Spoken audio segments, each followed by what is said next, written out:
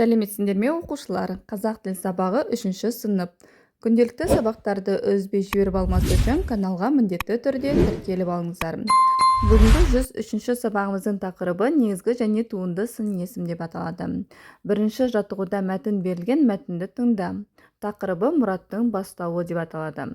Ойын алаңның арғы жағындағы кішкене жартастың түбінде бір топ құрақ өсіп тұрған. Бірде соның жанына барып демалып отырдық. Бұрын осы жерде бастау болған дейді атам. Әне жер дымданып жатыр. Қазып көрсек қайтеді? Мүмкін су шығар, деді Мұрат. Оның сөзін әркім өзінше күлкіге айналдырып жіберді. Мейлі, күле беріңдер деп Мұрат өкпелеп кетіп қалды. Біз қайтадан ойынға кіріскенбіз. Мұрат келе жатыр деп бір бала дауыстап жіберді. Жалт қарасақ, Мұрат келе жатыр екен. Қолында күрегі бар. Ол әлгі ойпаң жерді қазуға кірісті. 2-3 күрек бойы қазғанда су шығып бүлкілдеп аға бастады. Бізде үн жоқ. Мұрат бізге күле қарап, бастаудың мөлдір суынан ішіңдер, деді. Біз бастау суын қос уыстай іліп алып ішіп жатырмыз. Салқын су қандай тамаша десеңші. Бұл мәтіннің авторы Нағашбек Қапалбековтен. Енді оқушылар осы мәтінге қатысты сұрақтарға жауап берейік. Бірінші сұрақ: балалар қай жерде ойнады? Балалар ойын алаңның арғы жағындағы кішкене жартастың түбінде ойнаған, я? Екінші сұрақ: балалар ойнаған алаңда бұрын не болған? Балалар ойнаған алаңда бұрын бастау болған. Келесі үшінші сұрақ: Мұрат бастауды қандай белгілеріне қарап тапты? Мұрат бастауды суланып, дымқылданған белгілеріне қарап тапты, я? Келесі: Мұраттың бастауды табуына оның қандай қасиеттері көмектесті? Мұраттың бастауды табуына оның еңбекқорлығы, қызығушылығы көмектесті. Енді ең соңғы сұрақта: бұлақ суының адамға қандай пайдасы бар, дейді. Бұлақ суының адамға емдік қасиеті бар. Ол бауырды, бүйректі тазартады, я? Бұлақтың суы мөлдір және тап-таза болып келеді, сондықтан да оның емдік қасиеті бар. Келесі: осы мәтіннен сын есімдерді табуымыз қажет. Мәтіндегі сын есімдерге кішкене, ойпаң, мөлдір және салқын деген сын есімдер жатады. Бұлардың барлығы да қандай деген сұраққа жауап береді. Сабағымызды әрі қарай жалғастырамыз. Екінші жаттығуда мәтін берілген, мәтінді көркем жаз. Сулы жер, нулы жер. Ну дегеніміз қалың тоғай. Тоғай іші көңілді. Оқушылар осы мәтінді дәптерімізге әдемілеп көшіріп аламыз және осы мәтіндегі қарамен жазылған сөздерді сөз құрамына қарай талдаймыз. Олар қай сөз табына жататынын анықта, дейді. Бізде мәтінде қарамен берілген сөздер сулы, нулы және көңілді деген сөздер.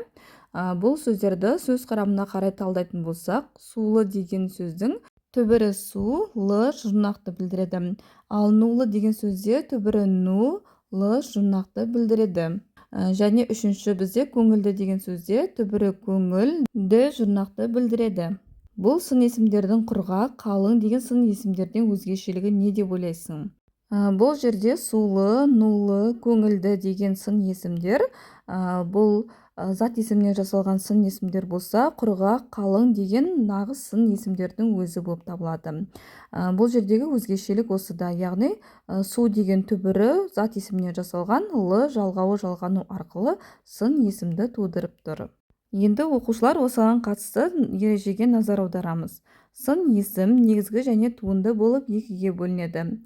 Түбір сөзден болған сын есімді негізгі сын есім дейді. Мысалы, қалың, әдемі. Түбір сөзге жұрнақ жалғану арқылы жасалған сын есімді туынды сын есім дейді. Мысалы, өнерлі, саналы. Енді оқушылар осы ережені міндетті түрде есімізде сақтап аламыз.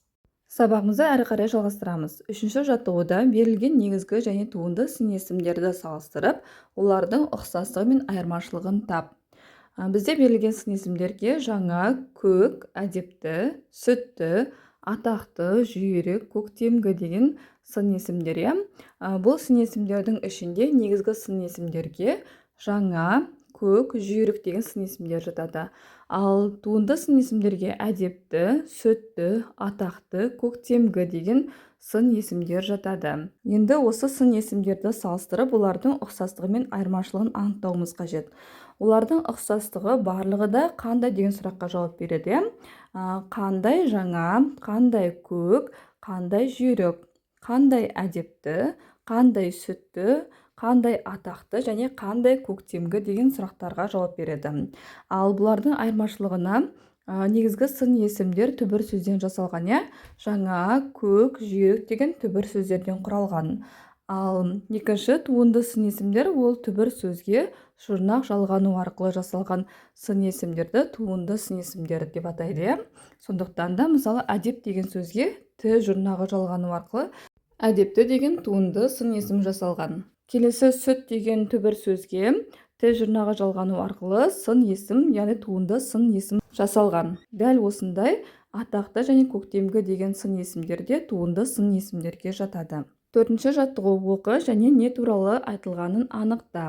Алдымен оқып алайық. Оның құлағы, құйрығы және жүні бар. Келесі екінші бағанда: оның ұзын құлағы, қысқа құйрығы және жылы жүні бар.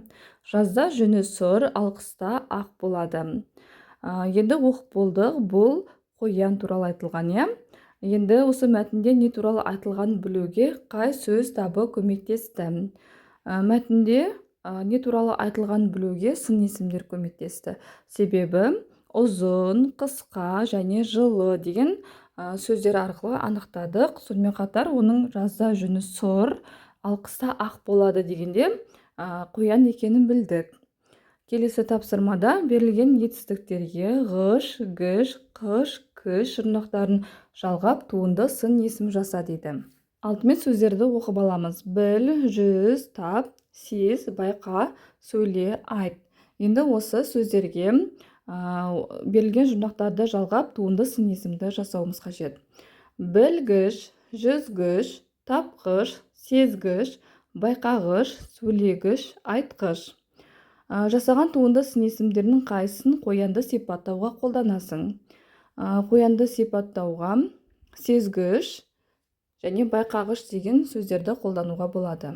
Бүгінге осымен сабағымыз аяқталды. Егер де сабақ ұнаған болса, каналға міндетті түрде тіркеліп, лайк басуды ұмытпаңдар.